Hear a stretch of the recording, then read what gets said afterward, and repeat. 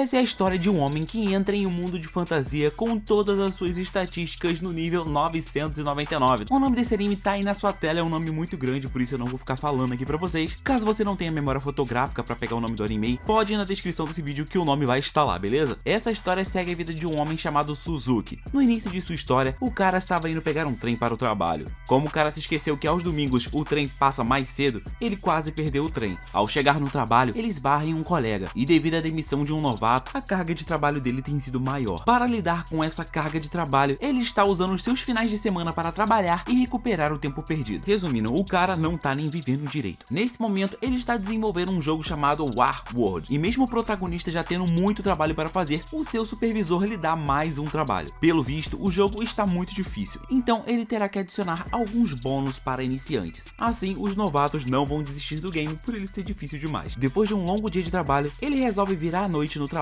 para testar o jogo. Assim, 3 dias se passam e ele nem mesmo descansou. Felizmente, ele está quase terminando de organizar o jogo, apesar de ainda haver alguns bugs. Mais uma noite chega e o Suzuki finalmente decide tirar o seu mais que merecido descanso. Ao dormir, o cara acorda dentro do jogo. Nesse momento, o cara acredita estar trabalhando tanto, mas tanto, que ele está até mesmo sonhando com o jogo que ele está desenvolvendo. No sonho, ele consegue usar a interface do jogo somente usando o pensamento. Ao acessar o menu do jogo, ele vai lá e coloca seu nome como Sato, o famoso nome que ele sempre usa em personagens de teste. Depois disso, um grupo de 300 inimigos vem em sua direção. Todos os inimigos são homens largatos e estão no nível 50. Ao receber o primeiro ataque, ele concluiu que esse sonho é muito realista, pois ele sentiu até mesmo dor. E como ele é um jogador bem fraco de nível 1, ele acaba se desesperando e ativando todos os ataques de uma só vez. Feito isso, uma enorme chuva de meteoros acaba com quase todos os inimigos. Ao fazer isso, um homem largato surge e lhe dá uma espada. A largatixa deseja bater um x1 com ele. Durante a sua batalha, ele acaba se ferindo e sentindo muita dor. Ao ver que a barra do homem largato estava quase no fim, ele vai para cima e vence a luta. Feito isso, ele começa a procurar uma maneira de deslogar do jogo, mas por algum motivo ele não consegue. Ao olhar suas informações, ele percebe que passou do nível 1 para o nível 310. Depois disso, ele tenta usar a chuva de meteoros novamente. Feito isso, ele quase acaba sendo pego no próprio ataque. Por conta disso, ele desabilita o ataque por acreditar que ele é muito perigoso. Ao mexer no seu inventário, o protagonista acaba encontrando itens, muito dinheiro e muitos equipamentos. Daí ele já lança aquela roupa preta no estilo e ao anoitecer, ele upa alguns pontos de suas habilidades e depois tira um cochilo. Ao acordar, ele define a sua trajetória para o Forte do Guerreiro. E assim, ele leva alguns dias para chegar até o seu destino. Do nada, ele percebe vários soldados e um dragãozito nos arredores. Assim, ele pula para dar uma olhada e nessa de pular para dar uma olhada, ele acabou trombando com o tal do monstro voador. Depois disso, esse mesmo monstro tenta atacá-lo, mas com apenas uma pedra, o nosso protagonista conseguiu espantá-lo. Depois que ele faz isso, ele percebe que o mesmo largato voador que ele espantou está indo na direção dos soldados. Se sentindo culpado por ter feito isso, ele começa a seguir o monstro. O largato voador começa a atacar os soldados e enquanto isso o Satu tá lá dando um upgrade no seu idioma para poder entender o que os soldados estão falando. Ao olhar para os soldados, o protagonista percebe que eles são muito fracos e não conseguem nem mesmo arranhar o dragãozito. Alguns magos acabam se juntando na luta e pá, uma garota aparece, manda o ataque, daí ela acaba sendo pega no próprio feitiço. Antes da garota cair, o nosso protagonista vai lá e salva ela. A garota é uma maga militar, seu nome é Zena e ela está servindo o exército local há 2 anos. O nível da garota é 13. Depois de salvar a maga, o protagonista é atacado por 2 amigas da maga. A Zena impede o ataque das garotas e explica para elas tudo o que aconteceu. Quando todas as garotas perguntam para o protagonista quem ele é, ele que tem 253 de QI, lança brava e diz que ele é um mercador. As garotas obviamente começam a achá-lo suspeito. Assim ele fica tentando meter uma mentira pior que a outra. Obviamente as garotas vão suspeitando cada vez mais dele. Para não continuar sendo um japonês que vivia uma vida fracassada e não conseguia dizer não, o cara decide realizar um upgrade nas suas habilidades de persuasão. Assim ele consegue inventar uma mentira e as garotas acreditam na mentira porque o roteirista quis assim. Como o cara não tem nem mesmo documentos para se identificar, as garotas decidem levá-lo até a cidade de Salui para poder identificá-lo. No caminho, o Sato vê os soldados retirando as escamas do dragãozito e eles só estavam fazendo isso pois eles podem usar algumas partes do monstro para fazer arma, roupa, comida horrível, sopinha de largatixa. Após chegar na cidade, a Zena agradece o protagonista. Depois disso, ela parte para reportar os acontecimentos aos seus superiores. Porém, a garota disse que ela vai voltar para dar uma sentar, quero dizer, para dar uma agradecida ao prota por ele ter salvo a sua vida. Enquanto a Zena trabalha, uma garota chamada Iona leva o Sato para fazer os seus documentos. Lá, ele coloca suas mãos em uma pedra e ao dizer o seu nome, todas as suas informações de status aparecem. Felizmente, elas estão desatualizadas. Logo, a pedra mostrou que ele está no nível 1, sendo que atualmente ele está no nível 310. Depois de pagar pelo serviço, o protagonista recebe os seus novos documentos. E como brinde por ter salvo a Zena, ele ganha um visto válido por 10 dias para permanecer nessa cidade. Essa cidade é tão top que se ele for pego andando sem sem esse visto, ele terá que pagar multa. E se ele não tiver dinheiro para pagar essa multa, ele vai se tornar um escravo. Depois desse dia cansativo, a Yona indica uma pousada. Daí, enquanto o cara apreciava a cidade, uma garota apareceu, agarrou ele pelo braço e levou o cara até a tal da pousada Portal. A garota só fez isso com ele para conseguir um cliente. Lá, o cara aluga um quarto por 10 dias. Enquanto ele comia, a dona da pousada começa a contar algumas histórias sobre reis dos demônios, heróis, lagartixas voadores e pá. Depois disso, o nosso protagonista decide comprar alguns itens e a garota da pousada se oferece para ajudar. No caminho, ele ajuda algumas escravas com traços animais. Na hora de fazer a compra, o cara começa a pechinchar pelos itens e depois retorna para a pousada. Ao comer nesse mundo, ele acaba sentindo que a comida tem um gosto bom demais para isso ser um sonho. Como ele não consegue sair dessa realidade, ele sai novamente para dar uma investigada e tentar entender o que está acontecendo. Porque ele não tentou enfiar uma faca no próprio pescoço. No dia seguinte, a Xena foi lá e deu aquela visitada, naquela intenção de retribuir o favor do cara. Como que ela pretende fazer isso? Bom, não é sentando nele, ela pretende fazer isso mostrando a cidade para o cara. Como a garota tirou uma folga só para fazer isso, o cara acaba sendo obrigado a aceitá-la como sua guia. Daí, como tudo nesse mundo tem um sabor muito legal, o cara decide experimentar várias comidas típicas desse mundo. Durante o passeio deles, um garoto esbarra na Xena e suja a roupa dela. Depois disso, uma maga que usa magia de limpeza oferece os seus serviços. Ao ver isso, o protagonista fica curioso sobre como a magia desse mundo funciona e pergunta isso para a Xena. Bom, ela explica que para conseguir usar magia nesse mundo, você precisa ter aptidão, precisa saber pronunciar os encantamentos e também precisa fazer um pacto com o Satanás. Logo após ela explicar o conceito de magia nesse mundo, a Xena pergunta se tem algum lugar que o Sato deseja conhecer. Nessa de conhecer os locais, o cara vai até uma base militar. Depois disso, ele conhece o tal do templo, onde a espada que foi usada para derrotar o rei demônio está. Caso alguma pessoa digna, um herói, um Giga Shed, segure essa espada, a espada vai ficar azul no mesmo momento. E essa espada é tão importante que ela tem até mesmo uma sacerdotisa cuidando dela. Ainda no mesmo dia, o protagonista começa a verificar os títulos que ele já ganhou nesse mundo. Bom, por conta da chuva de meteoros, o cara já ganhou até mesmo o título de Matador de Deuses. E por ter atacado uma lagartixa, ele também já se tornou um Matador de Dragões. Ao avaliar seus títulos, o cara percebe o quão apelão ele já é. Assim, ele admite que a habilidade de chuva de meteoros é basicamente um hack que o transformou em um personagem apelão nesse mundo. Ao passear pela cidade de carroça, eles acabam presenciando várias pessoas atacando alguns escravos. Os escravos estavam sendo chamados de demônios e um golpista estava dizendo que era possível purificar esses demônios metendo as pedras que ele vende com força na cara dos escravos. Ao ver isso, a Xena interrompe a palhaçada. O protagonista coloca uns caras que estavam tentando causar uma confusão para dormir e nesse momento até um sacerdote apareceu para ajudá-los. Por fim, o prota desmascarou o cara que estava tentando vender pedras. Ao descobrirem a verdade, que pedras não são capazes de remover um demônio de alguém, todas as pessoas acabaram ficando furiosas com o vendedor de pedras. Depois da confusão, o vigarista se transforma em um demônio, os soldados chegam para combatê-lo, mas ele lança um feitiço que prende todos ao redor em um labirinto. Dentro do labirinto, o protagonista acaba ficando com as escravas que estavam sendo maltratadas. Como elas não têm nome, o protagonista resolve dar nome a elas. Assim, essa daqui vai ser Lisa, essa daqui vai ser Porsche e essa daqui vai ser Tama. Só nome horrível. Após nomear as garotas e estragar o futuro delas por conta desses nomes horríveis, o cara dá alguns itens para elas limparem suas feridas. Depois desses acontecimentos, as garotas passam a chamar o protagonista de mestre. Ao explorar o labirinto, ele procura estudar todas as dimensões do local e também procura encontrar mais pessoas que ficaram presas ali dentro. Para proteger as pequeninas, o protagonista dá uma arma para Lisa. Seguindo as instruções dele, todos avançam pelo labirinto. No meio do caminho, a Pucci sente o cheiro de sangue e ali havia um monstro se alimentando de uma pessoa. O protagonista vai lá e o elimina. Depois disso, a Lisa vai lá e remove o núcleo do monstro abatido, pois eles valem uma boa grana. Ao descobrir que pode ganhar uma grana com isso, o Sato deixa as garotinhas encarregadas de recolher os núcleos dos monstros mortos.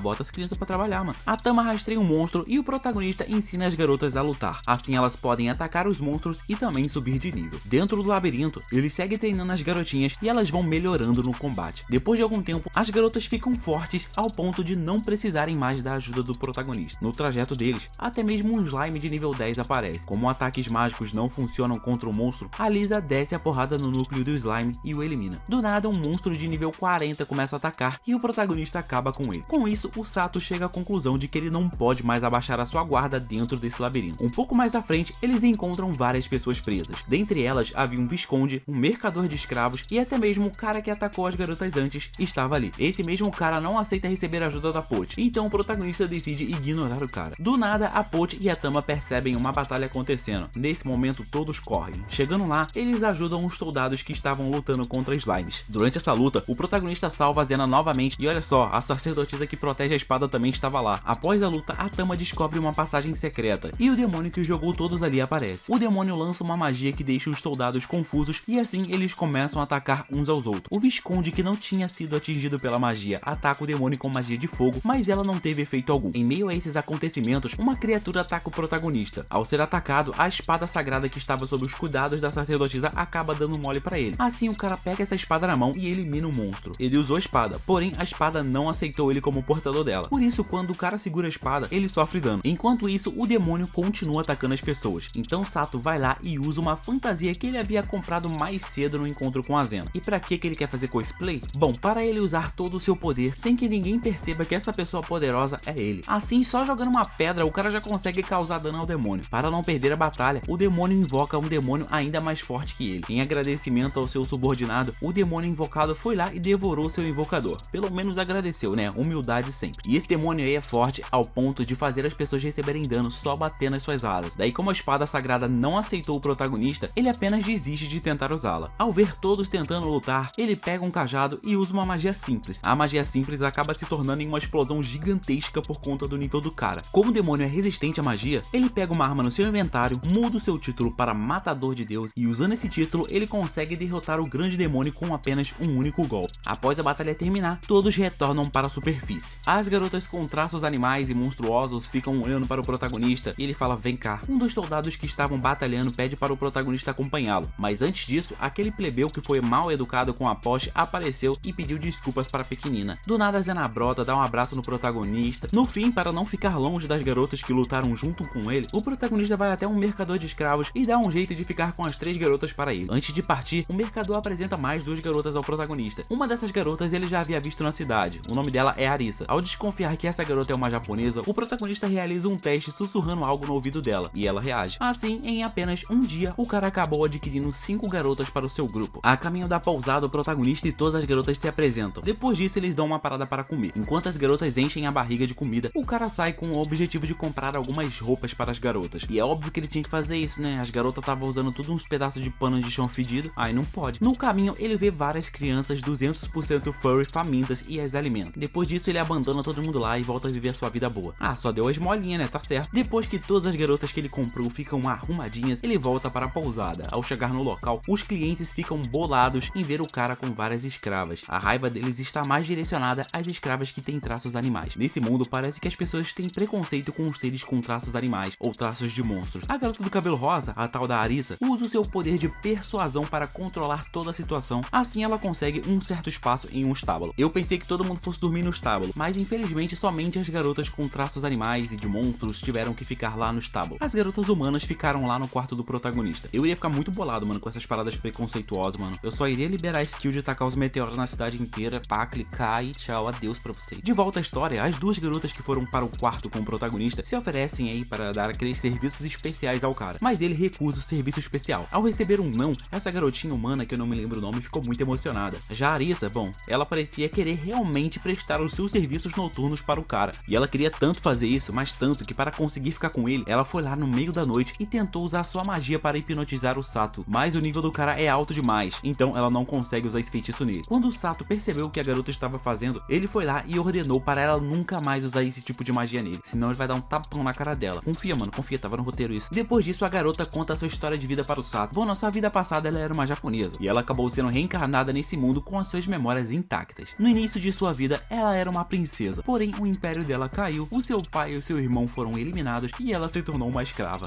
F. Após ouvir a história da garota, todo mundo dorme. No dia seguinte, a Zena vai novamente ao quarto do protagonista. Ao chegar lá, ela vê o cara com 2 garotas. Ela fica boladona, daí o cara vai lá e explica que tudo isso não passa de um mal entendido e convida ela para dar um rolê. Após contar tudo para a Zena, o protagonista explica que ele deseja comprar uma casa em algum lugar que aceita a presença de garotas animalescas. Ao descobrir isso, a Zena decide acompanhá-lo nessa missão. Assim, eles começam a ver algumas casas. Como o cara não gostou de nenhuma casa, a mulher que selecionou as casas vai procurar uma outra casa que talvez ele goste. Feito isso, ele continua a andar com a Zena. No caminho, ele se encontra com as suas escravas, quero dizer, com as suas garotas animais. Bom, elas estavam comprando alguns itens que ele havia pedido. A Arisa também estava com elas e agora a cor do cabelo dela é louro, uma cor que chama menos atenção. Já que eles estão juntos, todos acabam indo assistir uma apresentação ao ar livre. As garotas com traços animais que estavam muito animadas acabam dormindo. Já a Zena observa todos os detalhes da apresentação. Quando a apresentação termina, o protagonista fica sozinho com a Zena novamente. No fim, a Zena teve que meter o pé, né? Pois ela precisa cuidar dos soldados que foram feridos na última batalha. Deixou os caras tudo ferrado e só foi curar comprar agora, vacilão. Do nada, as garotas que o prota comprou aparecem com uma formiga gigante morta. O protagonista rapidamente percebe que muitas formigas iguais a essa estão se aproximando da cidade. Assim, todos se preparam para o confronto. A barreira da cidade é levantada e consegue impedir a entrada de algumas. Na entrada da cidade, os soldados tentam impedi-la. Em meio aos acontecimentos, o protagonista acaba salvando um elfo e também consegue lidar com todas as formigas gigantes. Após detonarem com várias formigas, um soldado foi lá e tentou roubar os núcleos que a Lisa conseguiu. Nesse momento, o protagonista foi lá e intimidou o cara. Assim, ele conseguiu fazer a garota receber o pagamento correto por tudo que ela coletou. A noite chega e a dona da pousada agradece o protagonista e o seu grupo por terem protegido a cidade. Daí ela vai lá e serve comida pra eles. Depois disso, o prota sai para dar mais um Rolex pela cidade. Só nessa passeada que ele deu na cidade, ele acabou salvando duas pessoas de serem atacadas por uns inimigos sombrios. Ao conversar com as pessoas que foram atacadas, o protagonista vê que essas pessoas estão muito mal, estão bem feridas e elas estão procurando por um elfo doido aí. Assim, o protagonista foi lá, bateu na porta desse elfo. Como a porta estava trancada, o protagonista foi obrigado a arrombá-la. Ao fazer isso, o elfo e uma garota vieram correndo para descobrir o que aconteceu. O Sato explica tudo e dentre as pessoas que ele salvou tem um rato gigante, uma ratazana, medo e uma garotinha elfa.